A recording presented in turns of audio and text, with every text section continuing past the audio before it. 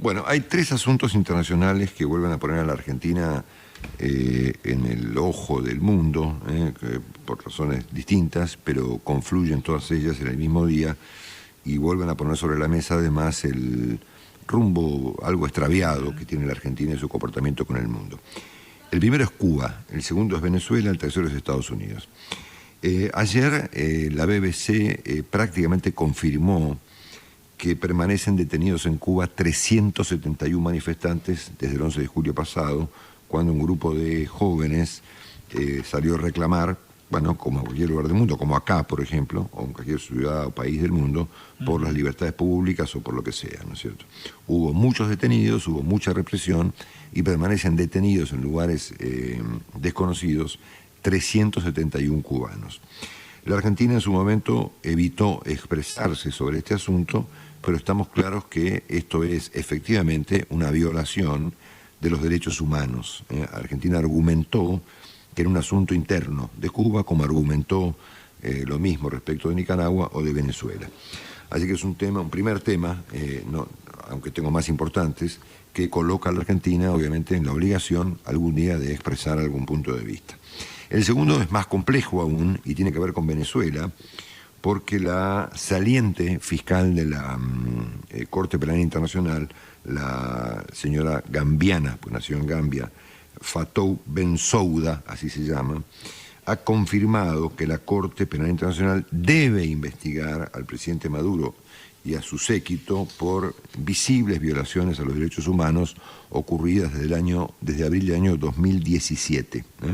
Esta investigación va a ser continuada, siendo que el señor Bensouda se retira, por un abogado escocés que se llama Karim Khan, que tendrá en sus manos como fiscal de la Corte Penal esta investigación, que sostiene, leo textualmente lo que ha afirmado la fiscal Bensouda, que al menos desde abril del 17, autoridades civiles, miembros de Fuerzas Armadas y personas progubernamentales han cometido crímenes de lesa humanidad en Venezuela. Esto es importante porque, primero, el presidente Fernández dijo que estos crímenes habían ido desapareciendo, y no solamente eso, sino que lo peor fue que Argentina se retiró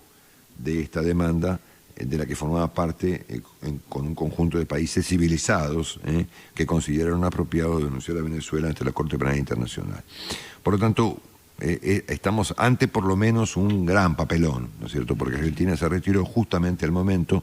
en que esta denuncia estaba avanzando, nada menos que en este ámbito, donde han sido condenados genocidas de todo tipo a nivel mundial. Yo sospecho, obviamente, que el retiro de la Argentina estaba vinculado con esto, que era visible que iba a ocurrir, que efectivamente la Corte, y en este caso la fiscal Bensouda, iban a avanzar sobre Nicolás Maduro, que algún día deberá dar explicaciones, como otros dictadores mundiales, ante la Corte Penal Internacional. Quedará en manos entonces el tema de este fiscal nuevo, que se llama Karim Khan, que es un tipo nacido en Edimburgo, un abogado muy potente y muy joven, que investigará a Nicolás Maduro. Y el tercer asunto tiene que ver con algo que ayer me informó, hay un tercer asunto, después viene un cuarto,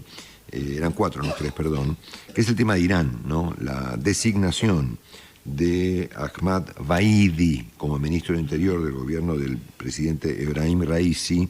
ha puesto de vuelta sobre la mesa la relación de la Argentina con Irán, el atentado a la AMIA y, por supuesto, el papel que la Argentina jugó cuando intentó un acuerdo con Irán, fracasado por cierto, para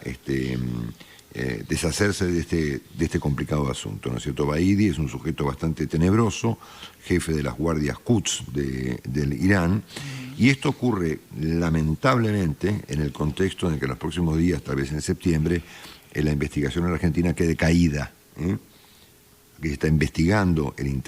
como un intento de encubrimiento efectivamente el atentado al pacto con Irán, justamente ahora que este señor Vaidi,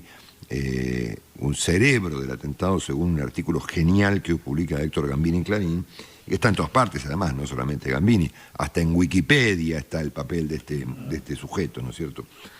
Así que son tres asuntos que comprometen de algún modo a la Argentina con su política exterior. El tema de Cuba, la denuncia penal ante la Corte Penal Internacional contra Nicolás Maduro y la aparición en escena simultáneamente a la caída eventual del juicio de este tenebroso personaje, aparentemente autor intelectual del atentado. Y el último asunto que deja a la Argentina en la mira,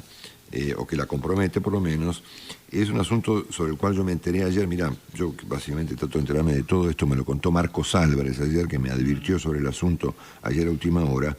porque el presidente Biden ha convocado una cumbre mundial, ya le puso hasta fecha, esto es para el mes de diciembre, 9 y 10 de diciembre, para discutir el estado de la democracia en el mundo. Yeah. Bueno, la agenda de esta cumbre para la democracia, así se va a llamar,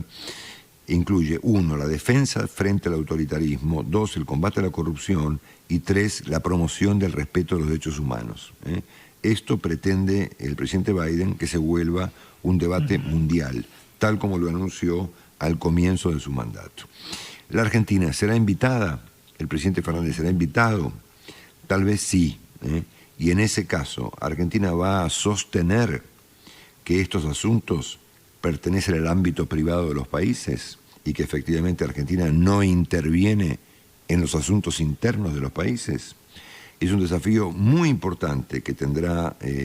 enfrente el presidente Fernández en diciembre, en el caso de que el gobierno norteamericano y el presidente Biden convoquen a la Argentina a esta cumbre por la democracia.